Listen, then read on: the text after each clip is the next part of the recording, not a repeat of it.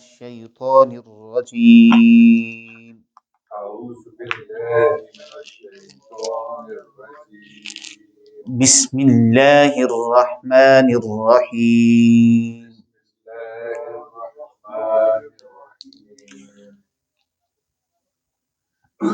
سبق یعنی تجوید کے مطابق پڑھنے کے لیے دو چیزوں کا بنیادی طور پر جاننا ضروری ہے.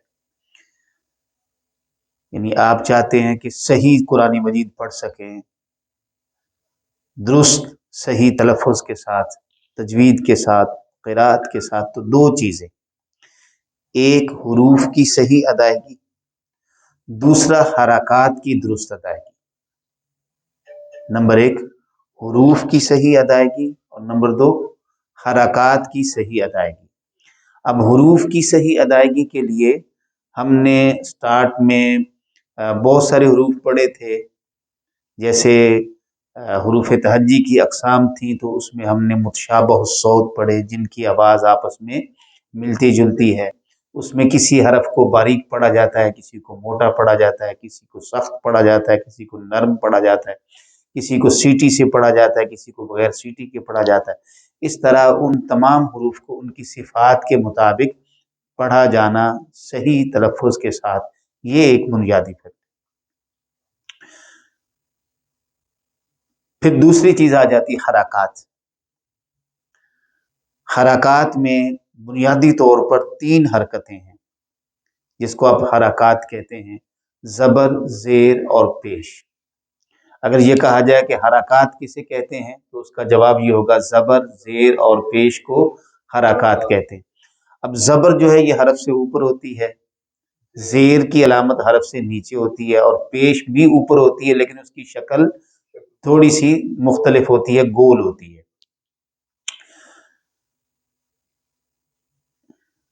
اب زبر کا معنی اوپر ہوتا ہے، زیر کا معنی نیچے ہوتا ہے، پیش کا معنی سامنے ہوتا ہے. یعنی ان حرکات کو جو نام دیے گئے ہیں وہ ان کی ادائیگی کے مطابق دیے گئے ہیں. جب آپ ان کو ادا کرتے ہیں زبر کو، تو اس وقت ہماری آواز یعنی ہمارے ہونٹ اوپر کی جانب کھلتے ہیں.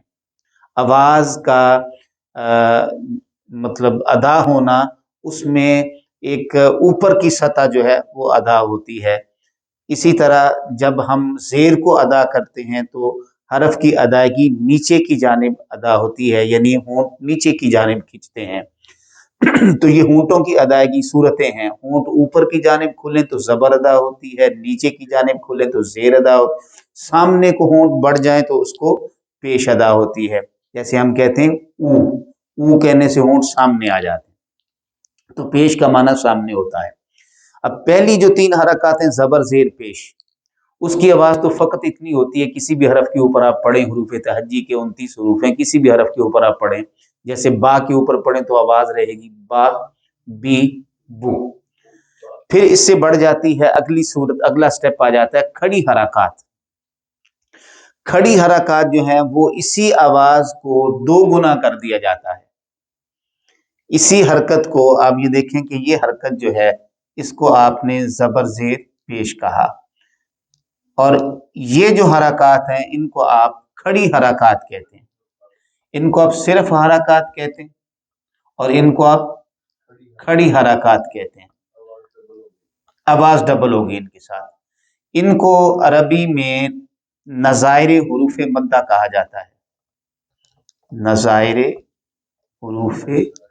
حروف مدہ، یہ حروف مدہ کی طرح پڑھی جاتی ہیں. نظائر نظیر کی جمع ہے، یعنی حروف مدہ کی طرح پڑھی جانے والی، جیسے حروف مدہ کو کھینچ کر پڑھا جاتا ہے. تو نمبر ایک حرکات ہیں، پھر نمبر دو کھڑی حرکات ہیں، نمبر تین حروف مدہ آ جاتے ہیں. حروف مدہ جو ہیں وہ تین ہیں: الف، واو، یا. الف، واو، یا. اب الف جو ہے اس سے پہلے حرف پر زبر ہو، واو سے پہلے حرف پر پیش ہو، یا سے پہلے حرف کے نیچے زیر ہو، تو یہ مدہ بن جاتے ہیں. اب آپ نے جو زبر کی آواز پڑھی تھی با، زیر کے ساتھ بی، پیش کے ساتھ بو، اب جب کھڑی زبر پر آ گئے تو آوازیں کیا بن گئیں؟ با، بی، بو. اب اس کے بالکل اکول سیم اسی طرح کی آواز الف مدہ کے ساتھ بنے گی پہلی، با، دوسری آواز واو مدہ کے ساتھ بنے گی، بو، اور تیسری آواز یا مدہ کے ساتھ بنے گی، بی۔ با کھڑی زبر کے ساتھ پڑھیں یا الف مدہ کے ساتھ پڑھیں، ایک ہی طرح آواز پیدا ہوگی، با، بو، بی۔ با ان تین چیزوں کا خیال رکھنا، زبر، زیر، پیش، پھر کھڑی زبر، کھڑی زیر، الٹی پیش، پھر حروف مدہ الف، واو، یا۔ تو یہ حروف کی حرکات کی سطح تک آپ اس کو صحیح پڑھنے کے قابل ہو جاتے ہیں۔ پھر اس کے بعد کچھ صفات ہیں، کچھ قوانین ہیں دیگر، جیسے میم ساکن ہے، نون ساکن ہے، ٹھیک ہے، اسی طرح سے مدات ہیں آگے، پھر مدات کی قسمیں آ جاتی ہیں، پھر وہ کچھ چیزیں ایڈ ہو جاتی ہیں جو ہم ساری الحمدللہ تعالیٰ پڑھ چکے ہیں۔ آج ریویژن میں میں نے اس کو پھر ایک نئے انداز کے ساتھ آپ کے سامنے رکھا ہے۔ زبر، زیر، پیش، ٹھیک ہے، کھڑی زبر، کھڑی زیر، الٹی پیش، الف مدہ، واو مدہ، یا مدہ۔ آئیے اب اس کے مطابق ہم اس آیت مبارکہ کو پڑھیں گے اور اس کے اندر حروف مدہ کو، کھڑی حرکات کو ہم فوکس کریں گے۔ یہ ایک لفظ ہے پورا پڑھنا آپ نے، اس پورے لفظ میں ماشاءاللہ۔ اب آپ نے اس میں دیکھیں کتنی خوبصورت بات ہے کہ آپ نے نہ تو واو کو کھینچا نہ حمزہ کو کھینچا، آپ نے آ کے زال کو کھینچ کے لمبا کر کے پڑھا ہے، اس لیے کہ زال کے ساتھ الف مدہ ہے۔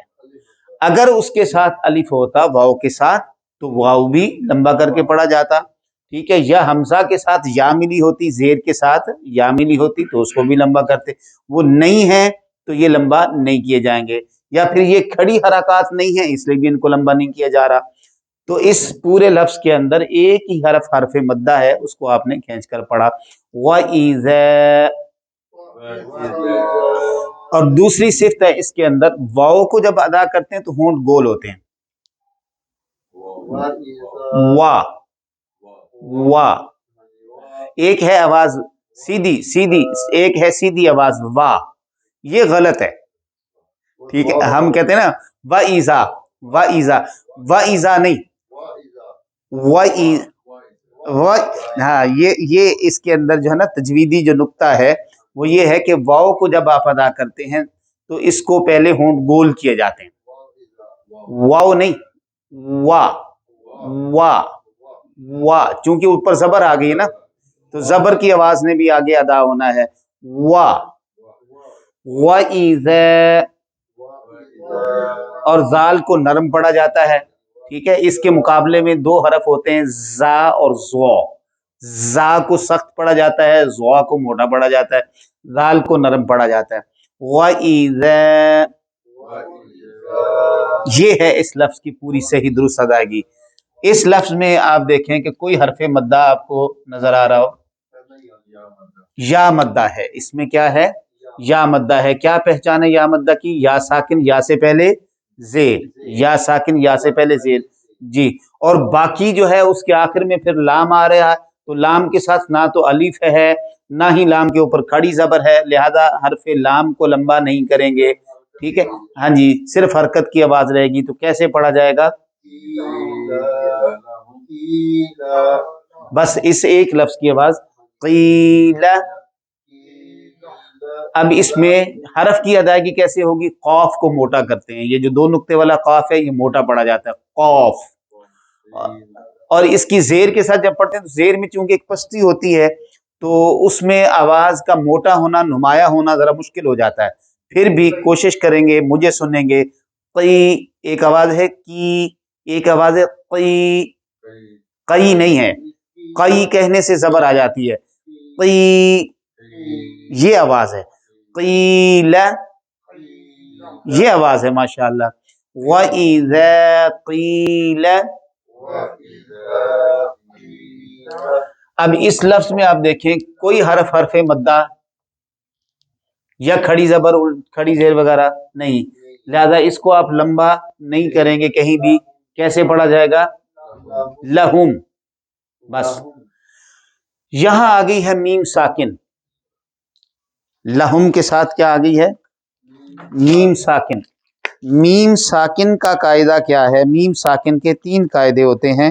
نمبر 1 ادغام شفوی، نمبر 2 اخفاء شفوی، نمبر 3 اظہار شفوی۔ ترتیب یہ ہوتی میم ساکن کے قاعدوں کی: ادغام شفوی، اخفاء شفوی، اظہار شفوی۔ میم ساکن کا پہلا قاعدہ ادغام شفوی سے مراد ہے میم ساکن کے بعد دوسری میم آ جانا، وہاں دونوں میموں کو ضم کر کے غنہ کر کے پڑھا جاتا ہے۔ پھر دوسرا قاعدہ میم ساکن کے بعد حرف با آ جانا، وہاں میم ساکن کے بعد با کے ساتھ اخفا یعنی اس کو چھپا کے ادا کریں گے، ساتھ میں غنہ ادا ہوگا۔ اور تیسری صورت ہوتی ہے میم ساکن کے بعد میم اور با کے علاوہ کوئی بھی حرف ہو تو وہاں میم کو فوراً ظاہر کر کے اگلا حرف پڑھا جاتا ہے، لہم لا، یعنی یہاں پر ہم اس کو لہم نہیں پڑھیں گے، ٹھیک ہے؟ لہم میم ظاہر ہو رہی ہے، لہم لا، اور لا کو ہم نے لمبا کیا، کیوں لمبا کیا؟ الف مدہ ہے، الف خالی، الف سے پہلے زبر۔ جی اس لفظ میں آ جائیں گے تو ہم دیکھیں گے کہ کون سا حرف اس میں حرف مدہ ہے واو مدہ ہے آخر میں۔ اب ہماری نظر پھٹ جانے لگی ہے پورے لفظ کے اندر کہ یہ واو مدہ، اس کے بعد یہ الف ہے، یہ الف خالی بھی ہے، اور الف مدہ کی پہچان یہ ہوتی ہے کہ الف خالی ہو اور اس سے پہلے حرف کے اوپر زبر ہو۔ جب ہم نے اس الف کو دیکھا تو اس سے پیچھے دیکھا تو ہمیں زبر نظر نہیں آئی، لہذا الف نہیں پڑھا جائے گا، الف پڑھنے میں نہیں آئے گا۔ اس سے پہلے واو ہے اور وہ خود ساکن ہے، لہذا اس سے پہلے جائیں گے تو پھر پتہ چلا کہ اس سے پہلے پیش ہے تو واو خود مدہ ہے، لہذا ہماری آواز واو مدہ پہ آ کے مکمل ہو جائے گی۔ تفسدو،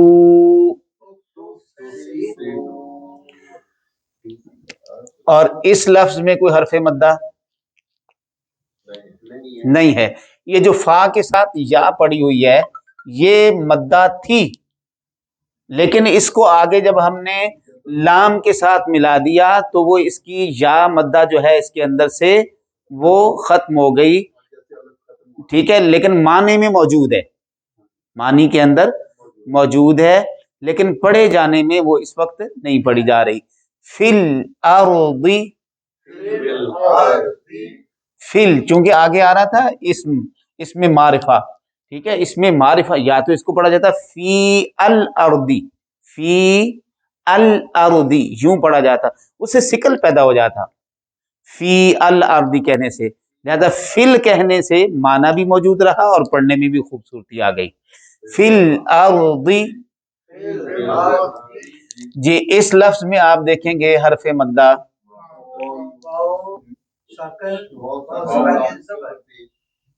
جی پیش واو مدہ ہو گئی، اور کاف، کاف کے ساتھ بھی الف مدہ ہے، یعنی اس میں 2 حرف مدہ ہیں، ایک الف دوسرا واو، ٹھیک ہے؟ مدہ حروف الف واو یا انہی کو کہیں گے، اس سے جو پہلے والا حرف ہے وہ اس کو پڑھنے کے ساتھ جو ہے وہ مدہ بنا رہا ہے، یعنی اصل میں مدہ حرف جو ہے وہ الف ہے، ٹھیک ہے؟ الف ہے اور واو ہے۔ قالو،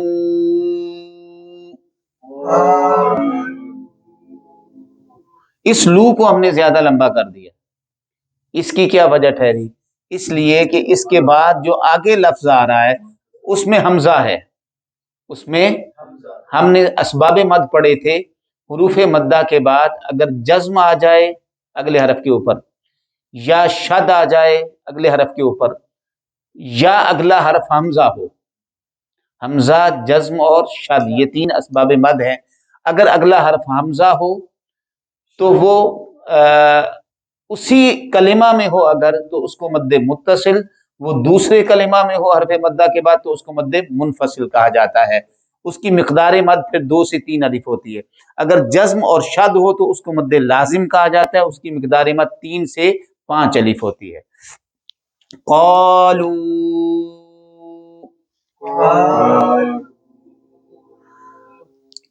نون کے اوپر شد آ گئی ہے،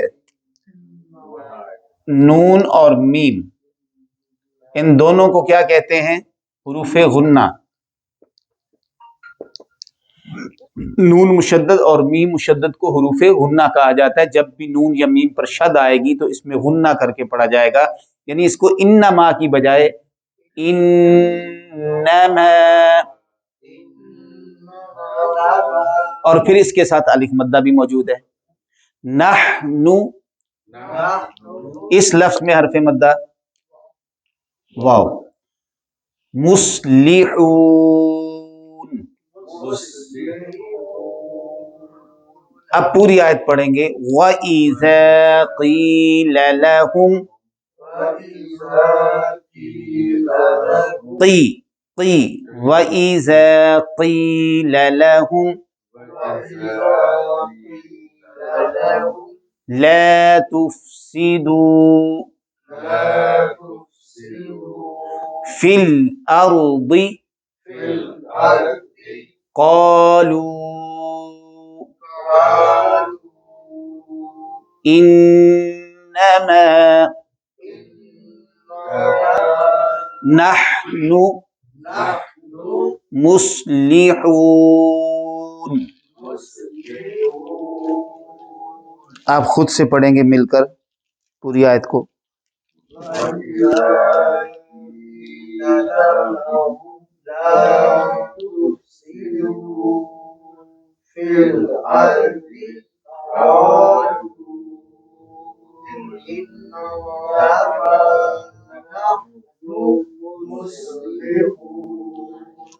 جی ماشاء اللہ. اب کس حد تک بہتری محسوس کر رہے ہیں؟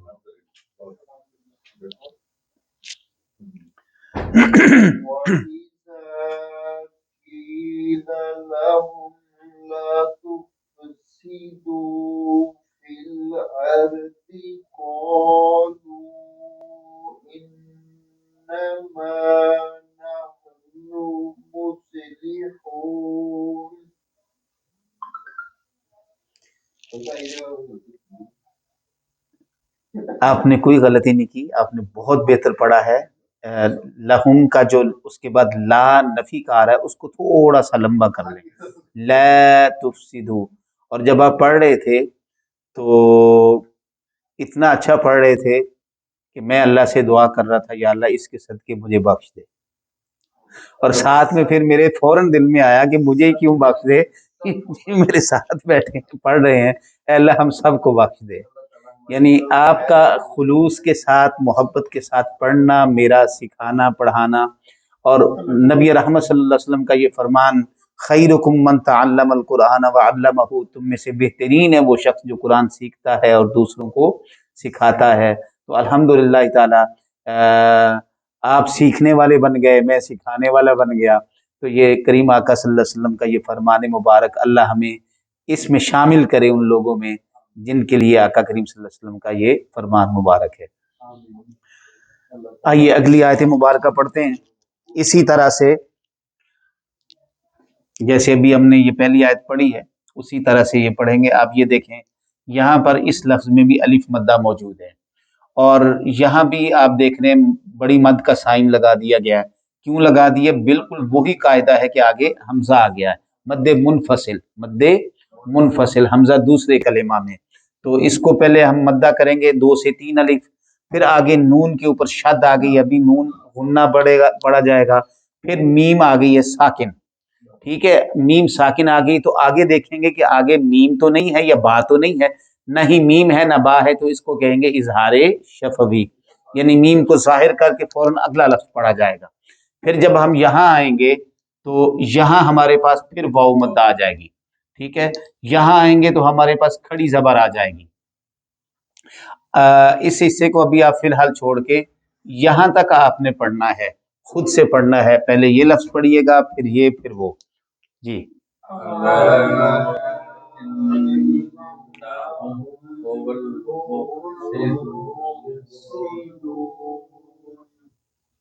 ماشاء اللہ. اب میرے ساتھ پڑھیے. الا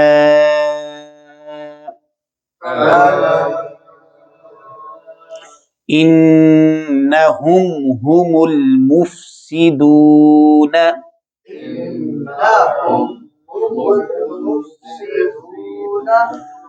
یہاں میم ساکن کا کون سا قاعدہ؟ اظہار شفوی. میم ساکن کے بعد میم ہو تو ادغام شفوی، با ہو تو اخفاء شفوی. میم ساکن کے بعد میم اور با کے علاوہ کوئی حرف ہو تو اس کو اظہار شفوی کہا جاتا ہے. نون مشدد میں غنہ واجب ہوتا ہے. انہم هم المفسدون.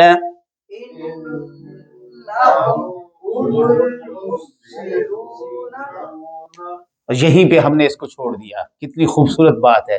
اس کو لمبا نہیں کیا، مفسدون نہیں، مفسدون.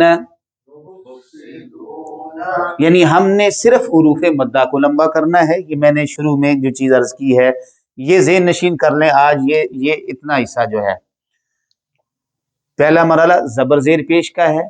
زبر زیر پیش اگر سمپل کسی حرف کے اوپر ہو تو اس کی آواز فقط اتنی ہے، با بی بو. اگر اس کے ساتھ حروف مدہ کے حرکات کے ساتھ حروف مدہ ملے ہوئے ہوں تو پھر آواز الف کے ساتھ ملنے سے با، واو کے ملنے سے بو، یا مدہ کے ملنے سے بی. تو جتنی آواز الف مدہ، واو مدہ، یا مدہ کی ہے بالترتیب اسی طرح سے الف مدہ کے برابر کھڑی زبر کو پڑھا جاتا ہے، واو مدہ کے برابر الٹی پیش کو پڑھا جاتا ہے، اور یا مدہ کے برابر کھڑی زیر کو پڑھا جاتا ہے. اب آپ کھڑی زبر کو پڑھیں گے تو آواز کیا ہوگی؟ الٹی پیش کو، کھڑی زیر کو. تو یہ دونوں سیم ہیں، حروف مدہ اور کھڑی حرکات کی آواز سیم ہے. پہلے مرحلے میں اگر صرف کسی حرف کے اوپر زبر زیر پیش ہے تو اس کی آواز ایک ہی ہے، ہونٹ کھلنا اوپر یا نیچے یا سامنے کو، با بی بو. جیسے آپ نے پڑھا مفسدون، یہ نا آپ نے چھوڑ دیا وہیں پہ، ٹھیک ہے. ہو آپ نے بس اس کو اتنا دیا، ہومل ہومل ہومل نہیں پڑھا، ہومل، ٹھیک ہے.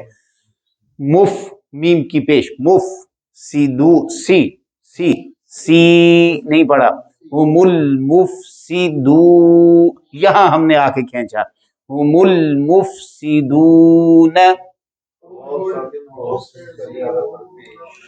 اب اس لفظ میں یہ ایک لفظ ہے، یہ اس میں یہ پہلے واو ہے، اس کے اوپر زبر ہے.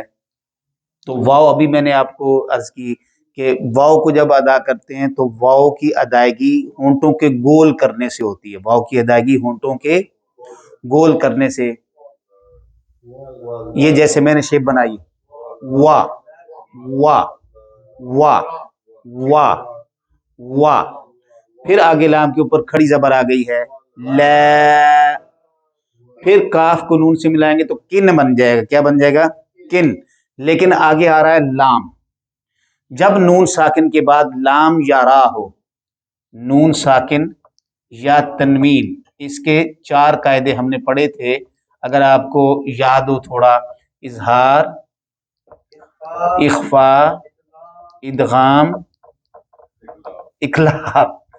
اقلاب اظہار کے 6 حروف ہیں، اخفاء کے 15 حروف ہیں، ادغام کے پھر 6 حروف ہیں، اور اقلاب کا ایک ہی حرف ہے، با. یہ 4 قاعدے ہم نے نون ساکن اور نون تنوین کے پڑھے تھے، ٹھیک ہے. اس میں سے یہ ہے کہ اگر نون ساکن کے بعد لام یا را آ جائے، لام یا را آ جائے تو وہاں پر نون ساکن کو مکمل طور پر لام میں مدغم کر دیتے ہیں. اب دیکھیں نون لکھنے میں موجود سامنے نظر آ رہا ہے، لیکن جب ہم پڑھیں گے تو کن لا نہیں پڑھیں گے، کلا. کیا پڑھیں گے؟ کلا. کاف کے ساتھ نون لام میں مدغم ہو گیا، غنہ بھی نہیں ہوگا، مدغم ہوگا. اس کو کامل ادغام کہتے ہیں. غنہ بھی نہیں ہوگا اور نون مکمل طور پر لام میں مدغم ہو جائے گا. ان میں غنہ ہوگا. یمون کے 4 حروف میں غنہ ہوگا، یا میم واو نون، ٹھیک ہے. لام اور را میں صرف ادغام ہوگا، غنہ نہیں ہوگا. وَلَكِنْ لَا. اب اس لفظ میں حرف مدہ پھر مفسدون کی طرح یہاں پر واو ساکن یہ حرف مدہ آ رہا ہے، تو کیسے پڑھا جائے گا؟ ہاں، اس میں ہم غلطی عموماً یہ کرتے ہیں کہ ہم سے عین کی پیش نہیں مروڑی جاتی، یشعرون بول دیتے ہیں ہم. یشعو یشعو یشعو یشعرون یشعرون. اب پوری آیت پڑھیں گے. الا انہم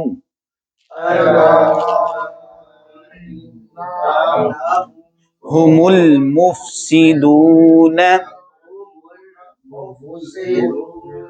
ولكن لا يشعرون.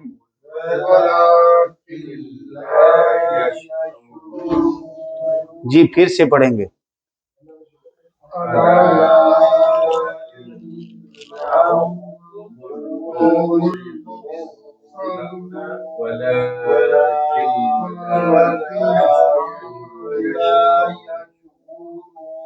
ہاں جی ہوم المفسدون نہیں آنا, ہوم المفسدون, ہوم نہیں کہیں گے, ہوم ہا کی پیش کو لمبا نہیں کرنا, ہوم المفسدون.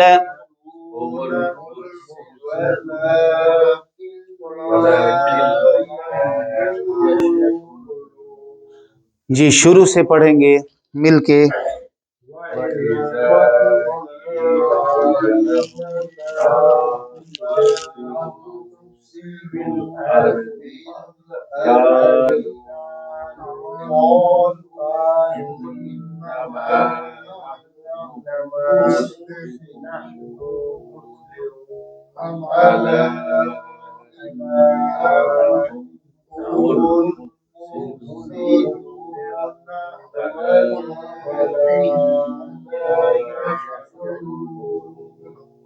ماشاء اللہ ماشاء اللہ ماشاء اللہ, بہت بہت مبارک ہو آپ سب کو. اللہ پاک قبول فرمائے. پڑھنا, سمجھنا, سیکھنا, وقت دینا, یہ بہت بڑی سعادت ہے, بہت بڑی خوش قسمتی ہے, بہت بڑی رحمت ہے. حضور نبی اکرم صلی اللہ علیہ وسلم نے ارشاد فرمایا کہ جب ایک مجلس میں قرآن مجید پڑھا جاتا ہے, جب مل کر لوگ کسی جگہ پر قرآن مجید پڑھتے ہیں تو تین چیزیں اس محفل کو اپنے سائے میں لے لیتی ہیں. ایک تو اللہ کی رحمت اس محفل کو اپنے سائے میں لے لیتی ہے, اس پر اللہ کی رحمت نازل ہوتی ہے اس محفل پر. سکینہ نام کا ایک خاص سرور یا ایک خاص نعمت ہے جس کو حضور نے فرمایا کہ اس محفل پر سکینہ اترتا ہے. سکینہ کے بارے میں بہت ساری روایات ہیں, وضاحتیں ہیں کہ سکینہ کیا ہے. سکینہ کا ایک معنی یہ ہے کہ ایک خاص ہوا اس محفل میں اترتی ہے جو آ کے دلوں کو چھوتی ہے, دل کو لگتی ہے, اور جب وہ دل کو مس کرتی ہے تو اس شخص کو اس محفل کے اندر مجلس قرآن کا لطف نصیب ہوتا ہے. اس کو سکینہ کہتے ہیں. اور پھر فرشتے اس محفل کو اپنے پروں کے ساتھ ڈھانپ لیتے ہیں. وغشیتہم الملائکہ, ٹھیک, فرشتے ڈھانپ لیتے ہیں. اور چوتھا اللہ تبارک و تعالیٰ پھر ان کا فخر کے ساتھ فرشتوں کے سامنے تذکرہ کرتے ہیں. اللہ فرماتا ہے دیکھو میرے بندوں کو. سبحان اللہ. تو فرشتوں کے سامنے اللہ فخر کرتا ہے پھر ان لوگوں پر کہ یا جو فرشتوں نے عرض کیا تھا کہ باری تعالیٰ کس کو بنا رہا ہے, ہاں اس کا جواب پھر اللہ پاک ان کو مجلس قرآن میں بیٹھے لوگوں کا حال دکھا کے اللہ فرماتا ہے اب دیکھو میرے بندوں کو. یعنی نیند تو آپ کو بھی آ رہی ہوگی, تھکن تو آپ کو بھی ہوگی, ٹھیک ہے, جسمانی طور پر معاملات سارے آپ کے ساتھ بھی ہیں, ضرورتیں آپ کے ساتھ ہیں, مسائل آپ کے ساتھ ہیں. آپ ساری فکریں چھوڑ چھاڑ کے, اپنی ضرورتیں چھوڑ چھاڑ کے آپ یہاں بیٹھے قرآن مجید سیکھ رہے ہیں, تو اس کا مطلب یہ کہ اس پر پھر اللہ فخر نہ کرے تو اور کیا کرے. تو الحمدللہ فرشتوں کو تو اور کام کوئی نہیں, ہمیں تو 700 کام ہے جناب, ٹھیک ہے, بیویوں کے ہم پر بھاری ذمہ داریاں ہیں, بچوں کی ہم پر ذمہ داریاں, گھر ہم نے چلانے ہیں, جاب ہم نے کرنی ہے, جسمانی معاملات ہمارے ساتھ ہیں, خواہشات ہمارے ساتھ لگی ہوئی ہیں, یہ اتنی ساری چیزیں ہمارے ساتھ جڑی ہوئی ہیں. تو یہ ساری چیزوں کو ہم نے پھینک پھونک کے آ کے اس ذکر میں قرآن مجید کی محفل میں بیٹھنا, یہ کوئی چھوٹی اور معمولی بات نہیں ہے, یہ اتنی بڑی بات ہے کہ اللہ پاک اس پر پھر فرشتوں کے سامنے فخر فرماتے ہیں. اللہ تبارک و تعالیٰ قبول فرمائے. جب حاضر ہوں گے تو پھر سب سے زیادہ جی بلا شبہ